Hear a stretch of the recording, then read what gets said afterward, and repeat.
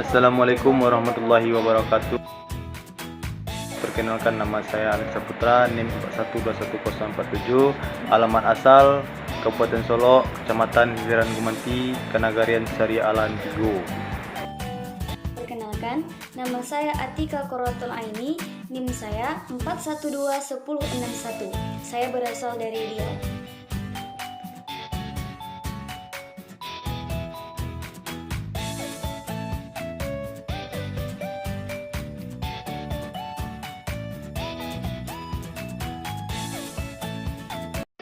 Baiklah, saya akan membahas tentang Jazirah Arab pra-Islam. Nah, masyarakat Arab terbagi ke dalam kaum-kaum atau klan. Para sejarawan menggolongkan kaum Arab berdasarkan 3 garis keturunan besar, yakni Ba'idah, A'ribah, Musta'ribah. Arab Ba'idah adalah kaum Arab kuno yang terdiri dari kaum Ad, Tasamud, Tasham, Judais, dan Imlak. Data detail mengenai kaum-kaum tersebut sudah sangat sulit ditemukan, bisa dikatakan punah. Kemudian ada Arab Aribah yang berasal dari jalur Ya'rib bin Yasjub bin Khatan atau dikenal dengan suku Khataniyah. Terakhir kaum Musta'ribah, kaum yang merupakan garis keturunan dari Nabi Ismail alaihissalam. Dari ketiga kaum tersebut, hanya Arab Aribah atau Musta'ribah saja yang masih eksis sampai sekarang. Arab Aribah tumbuh dan berkembang di wilayah Yaman. Ada 2 kabilah besar dari kaum Khatan Arab Aribah yang disebutkan dalam sejarah 2 kabilah tersebut adalah Kahlan dan Himyar. Dari jalur Kahlan lahir beberapa suku, Zaid al-Jumur, Fada'ah, dan Sakasi. Sedangkan dari jalur Himyar kurang lebih lahir 12 suku terkemuka, Hamdan, Anmar, Ta'i, Madsad, Hindah, Lakam, Judzam, Azad, Aus, Khazraj, dan anak turun Jafnah, yang nantinya dari mereka banyak menjadi Raja Syam menurut Al-Mubaghfuri. Menurut fakta sejarah, antara kabilah Kahlan atau Himyar terjadi sebuah perselisihan yang mengakibatkan keluarnya kabilah Kahlan dari Yaman. Setelah ditendang dari tanah lahirnya oleh kabilah Himyar, marga-marga Kahlan menyebar ke penjuru Jazirah Arab. Marga melancong mengikuti instruksi sesepuh mereka, Imran bin Amir bin Ammar Muzakiyah, Sa'labah bin Ammar dari Azad menetap di Hijaz, mendapatkan tempat tinggal di antara Zikhar dan Salabiyah. Aus dan Khazraj termasuk keturunan Sa'labah. Di antara marga-marga yang kompleks itu ada yang berpindah ke Hijaz. Di antaranya adalah Harith bin Ammar atau Khuza'ah, yang kemudian melakukan penyerangan pada penduduk. Yang melakukan penyerangan pada penduduk asli, suku-suku Jurhum atau Mulbarakfuri tahun 2012. Sementara itu, Arab Musta'ribah merupakan garis keturunan Ismail bin Ibrahim. Ibrahim adalah moyang tertua dari Arab Musta'ribah. Nabi Ibrahim berasal dari kota Ur, ibu kota Babilonia, Irak. Setelah dari Irak, Ibrahim melanjutkan perjalanan dari Haran menuju Palestina, markah dakwah Ibrahim, dan sempat pergi ke Mesir bersama dengan istrinya Sarah.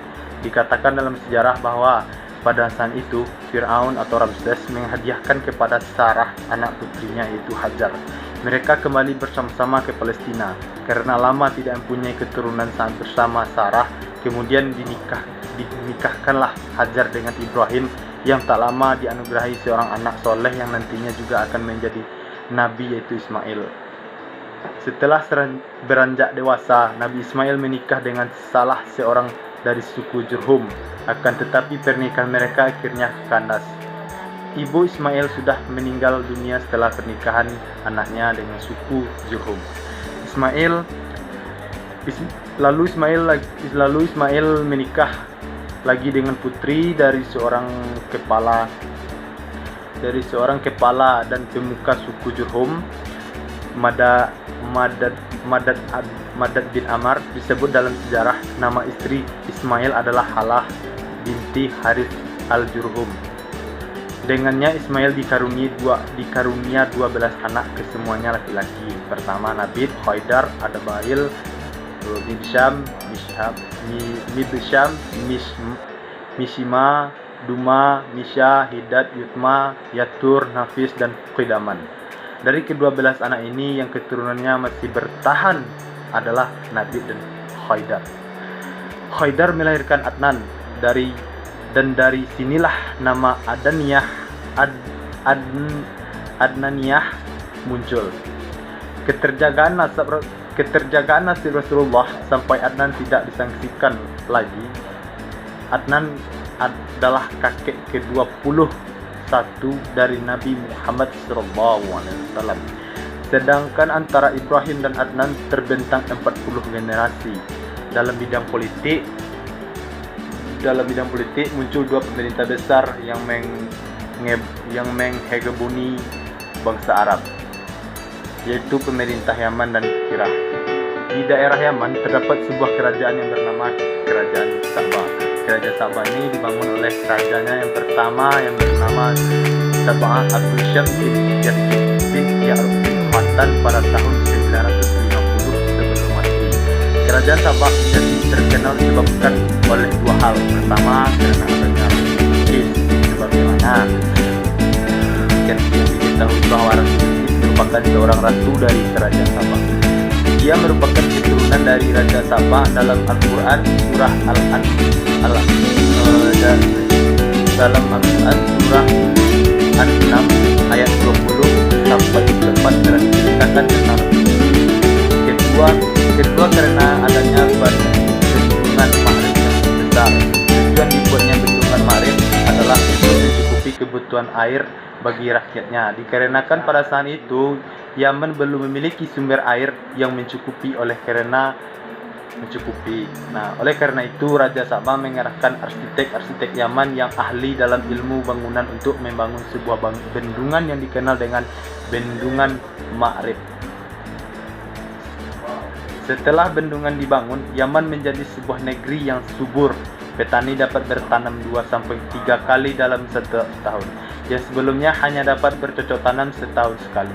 Setelah sekian lama, Kerajaan Sabah berdiri. Pada akhirnya Kerajaan Sabah runtuh. Keruntuhan Kerajaan Sabah ditandai dengan turunnya azab dari Allah Subhanahu wa taala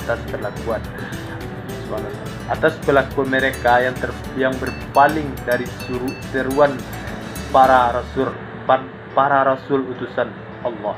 Mendatangkan hujan yang sangat besar dan lebat sehingga bendungan Ma'rib yang besar itu menjadi penuh.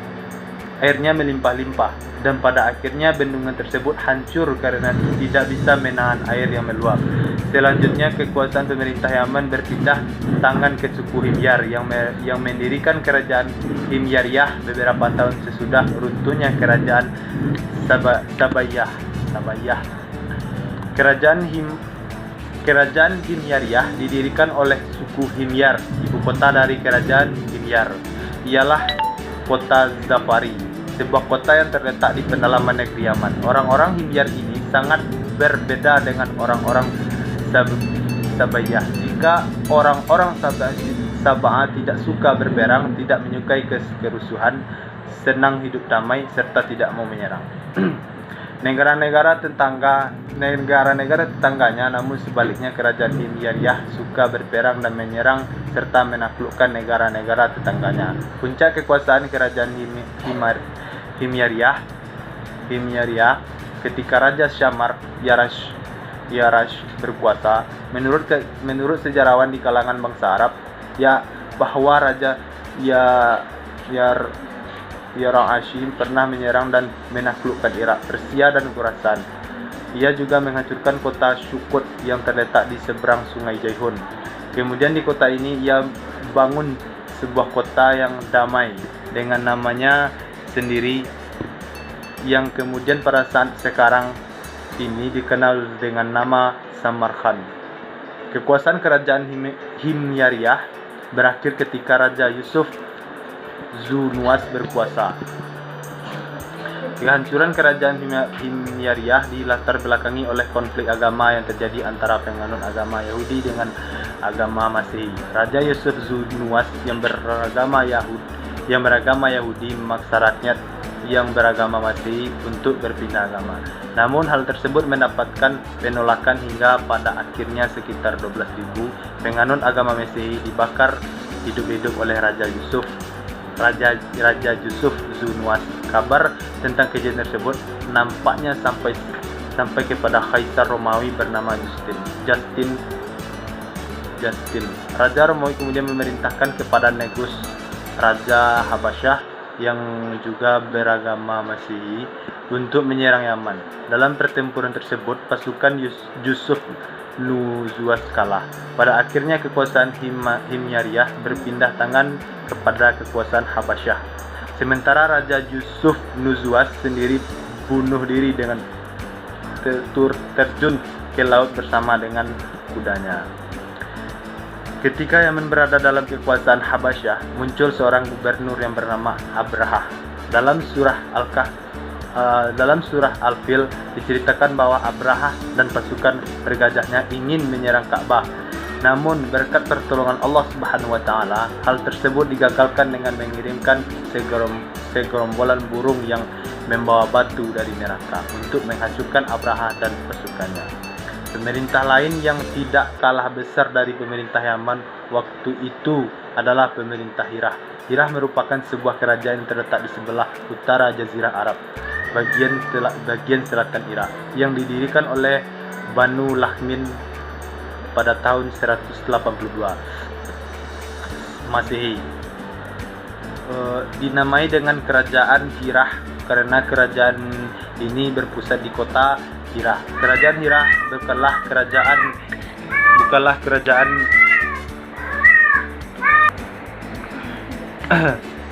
Kerajaan Hirah dijadikan sebagai benteng pertahanannya dalam mengantisipasi keguguran serta serangan dari kabilah Arab. Raja yang paling terkenal dari kerajaan Hirah ialah Amr bin Adi, Munzir bin Ama'la al-Sama, dan Nu'man ibnu Munzir. Setelah sekian lama bersekutu, akhirnya terjadi ketegangan antara kerajaan Hirah dengan kerajaan Persia.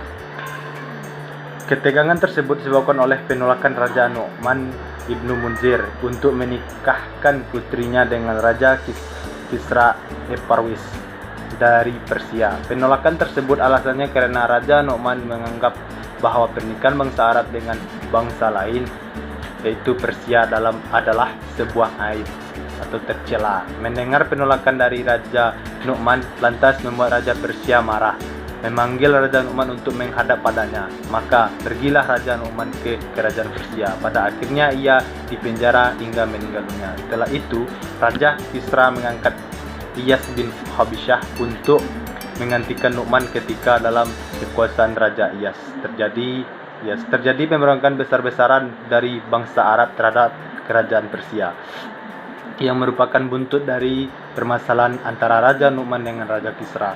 Tidak lama kemudian terjadilah perperangan yang disebut dengan Perang Zihar, yaitu perperangan antara bangsa Arab dengan Persia. Pada saat itu, bangsa Arab bersatu semuanya untuk menghadapi Persia, dan perperangan pun dimenangkan oleh bangsa Arab. Nah, untuk selanjutnya akan disampaikan oleh teman saya, yaitunya Atika Qurratul Aini. Pada Atika saya persilakan dengan hormat. Selanjutnya kami akan menguraikan tentang peradaban bangsa Romawi dan Persia. Sebelum Islam lahir, Jazirah Arab secara langsung maupun tidak telah dipengaruhi oleh dua kekuasaan besar, yaitu kekuasaan Romawi dan Persia. Secara ideologi, Romawi menginduk pada peribadatan Yesus, sedangkan Persia menginduk pada peribadatan Majusi. Kalau ditinjau dari segi etika dan sosial, kedua kerajaan ini memiliki kehidupan yang sangat buruk dan tidak berperi kemanusiaan. Namun, jika kita lihat dari segi politik, dua kerajaan ini memiliki kekuasaan yang sangat besar dan sangat luas. Kerajaan Romawi.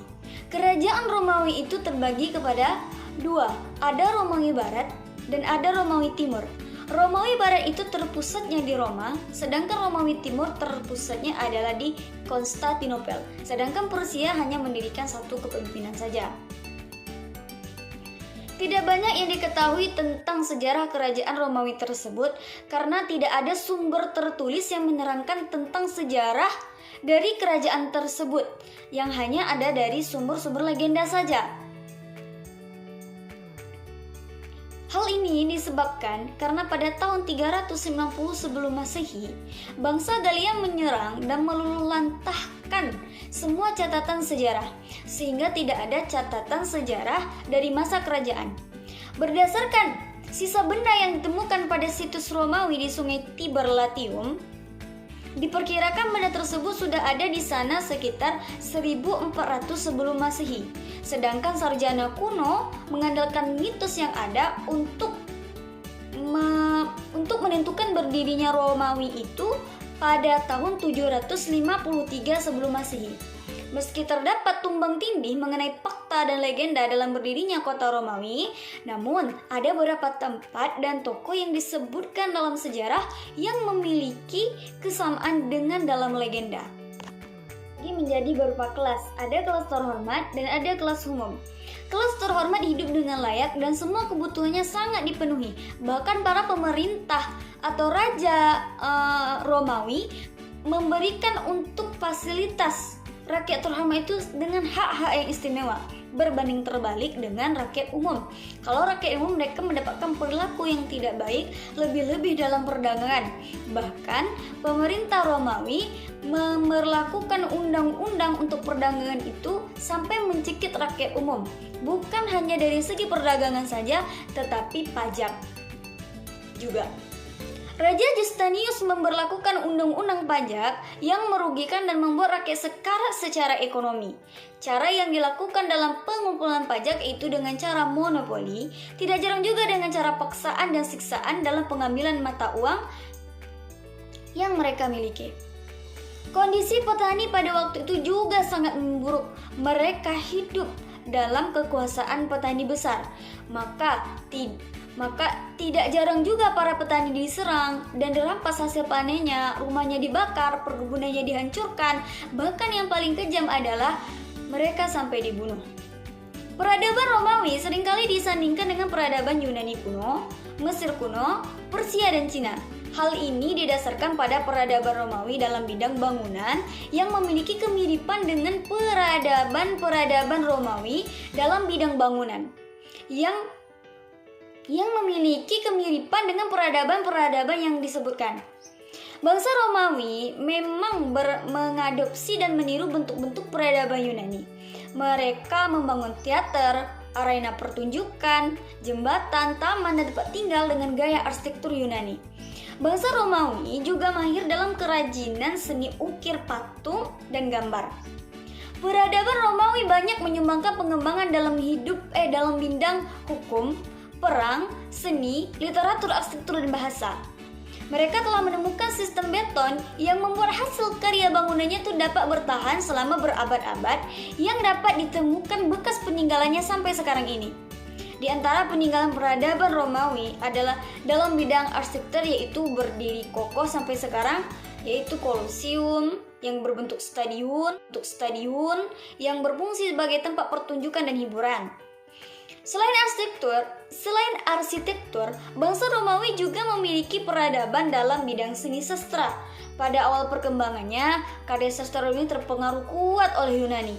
Namun lambat laun mereka mulai menemukan jati diri mereka sendiri dan menghasilkan karya sastra sendiri. Di antara karya sastra Romawi yang dapat ditemui di antaranya adalah Oda, yang merupakan hasil karya dari Horatius, Magnum Opus karya dari Livius, Metamorfosis karya Ovidius, dan masih banyak lagi karya sastra lain yang jumlahnya ratusan bahkan ribuan. Peradaban Romawi yang tidak kalah pentingnya adalah peradaban dalam bidang ilmu pengetahuan. Sejarah mencatat bahwa bangsa Romawi telah mengenal ilmu pengetahuan itu dari filsafat Yunani. Tokoh seperti Galen yang ahli dalam bidang kedokteran, anatomi, fisiologi adalah salah satu di antara ilmuwan yang lahir dari peradaban Romawi. Berbeda dengan pendahulunya, Yunani yang lebih menekankan pada aspek teori, tetapi bangsa Romawi itu lebih menekankan pada aspek praktik. Sehingga dalam bidang kedokteran, salah satu penemuan penting Romawi adalah radas yang ditemukan di Pompei. Radas yang disebut speculum ini menyerupai radas yang digunakan pada zaman sekarang ini. Bahasa Latin juga sangat berpengaruh terhadap peradaban Romawi karena pengetahuan mengenai obat-obatan, hukum dan kedokteran ditulis dalam bahasa Latin. Militer merupakan peradaban dalam bangsa Romawi dibandingkan bidang lain. Kerajaan Romawi dikenal sebagai penguasa Eropa dan dunia. Tidak ada yang menandingi kekuasaan Romawi selain itu. Tidak ada yang bisa menandingi kekuasaan Romawi itu selain Persia. Romawi mampu mengambil alih peradaban dunia barat dari Yunani hingga 500 tahun lamanya, serta mampu menjadi kekuatan yang dominan di Eropa hingga 200 tahun lamanya. Pada masa pemerintahan Diocletian, kerajaan Romawi dibagi menjadi dua wilayah besar, yaitu Romawi Barat dan Romawi Timur. Romawi Barat itu dengan ibu kota Milan yang dipimpin oleh Diocletian sendiri, dan Romawi Timur di kota Nikomedia di bawah pimpinan Maximian yang merupakan sahabat Diocletian. Setelah kerajaan dibagi dua, masing-masing wilayah memiliki Augustus sebagai pemimpin utama, dan Augustus berhak memilih setiap kaisar. Kaisar Heraklius melakukan sebuah penyerangan besar-besaran terhadap kerajaan Persia untuk membalas kekalahan yang sebelumnya. Dan untuk mengembalikan kehormatan bangsa dan negaranya, ia berhasil menguasai beberapa kota penting yang terpusat pada kerajaan Persia. Kerajaan Persia yang dulunya besar dan hampir besar, jaya dan tak terkalahkan, akhirnya harus mengalami kekalahan yang besar dan lenyap dari peradaban. Kejadian ini sudah disebutkan dalam Al-Quran surah Ar-Rum ayat 1-6 yang menjelaskan tentang keberhasilan kerajaan Romawi dalam melawan kerajaan Persia. Atas kemenangan tersebut, kekuasaan Romawi di bawah komando Heraklius hampir meliputi seluruh dunia bumi. Kekuasaannya mencapai 3 benua, yaitu Eropa, Asia, dan Afrika. Pada tahun 674 sampai dengan 678 Masehi terjadi sebuah pengepungan Konstantinopel oleh bangsa Arab untuk pertama kalinya. Sebagaimana yang diriwayatkan oleh Theophanes sang pengaku iman, bangsa Arab melakukan sebuah penyerangan secara besar-besaran dengan seksama dan terencana. Armada Arab mendirikan pangkalan-pangkalan di sepanjang pesisir Asia Kecil. Bangsa Arab menjadikan semenanjung Kizikos sebagai pangkalan selama musim dingin dan kembali menyerang benteng Konstantinopel pada musim semi. Namun, begitu hebatnya kerajaan Romawi di bawah komando Kaisar Kontinius yang keempat, ia mampu menghancurkan armada Arab dengan temuan sejarah baru berupa zat pembakar cair yang dikenal dengan sebutan api Yunani. Kekaisaran Romawi juga berhasil mengalahkan pasukan darat Arab dari Asia Kecil hingga bangsa Arab terpaksa menghentikan peperangan. Berbeda dengan Romawi, Persia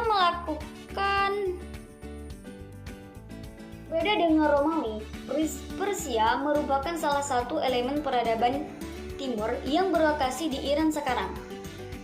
Iran terletak di daerah lembah Mesopotamia, sebuah kekuasaan dengan peradaban yang maju pada saat ini. Oleh kebanyakan ahli, daerah tersebut dikenal dengan The Cradle of Civilization atau lahirnya peradaban, sementara istilah lain yang sering disebutkan antara lain adalah The Fertile Crescent untuk menyebutkan daerah yang subur, sementara julukan The Levant menunjukkan kepada arah di mana bangsa Arab menyebutnya Masyriq.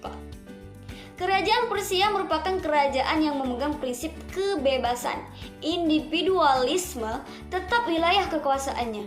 Ia membiarkan negara jajahannya untuk membangun karakter, sifat, dan budayanya sendiri. Secara politik, Persia memiliki kekuasaan sentral dan terpusat untuk mengatur wilayahnya. Persia membagi ke dalam beberapa provinsi dengan dipimpin oleh seorang satraps. Satrap memiliki peran penting dalam menguasai wilayah dan mobilitas penduduk.